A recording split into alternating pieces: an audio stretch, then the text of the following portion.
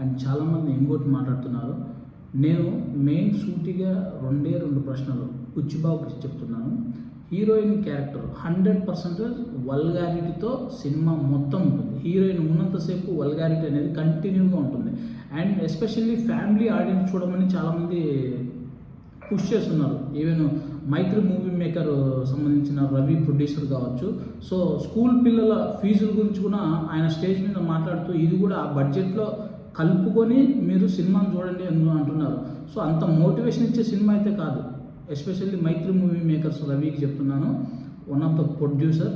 ఆయన చెప్పారు స్టేజ్ మీద, మీ పిల్లల బడ్జెట్ ఏదైతే స్కూల్ ఫీజు పుస్తకాలు ఇవన్నీ ఉన్నాయో దాంట్లో ఈ పెద్ద సినిమా టికెట్ కూడా యాడ్ చేసుకొని చాలా ఇన్స్పిరేషనల్ వంటి మూవీ ఇది, చాలా పిల్లలకు సంబంధించిన మూవీ అంటున్నారు. 100% ఇది A certificate number 1 first grade సినిమా ఇది. సో హీరోయిన్ ఇంట్రడక్షన్ కాడ నుంచి ఏ ఊర్లో ఆడవాళ్ళు పైటలు ఎక్కువ తీసుకొని తిరుగుతారు? బుచ్చిబాబు నువ్వు నాకు చెప్పు ఒకసారి. ఏ ఊర్లో లేడీస్ పైటలు లేకుండా ఏ పల్లెటూరులో తిరుగుతున్నారు? ఇదే రంగస్థలం గురించి చాలామంది కంపేర్ చేస్తున్నారు. రంగస్థలం సినిమానే తీసుకోండి, సమంత పైటెప్ప తీసుకొని ఎక్కడ తిరగలేదు. అండ్ రంగస్థలం మూవీతో కంపేర్ చేస్తే రంగస్థలంలో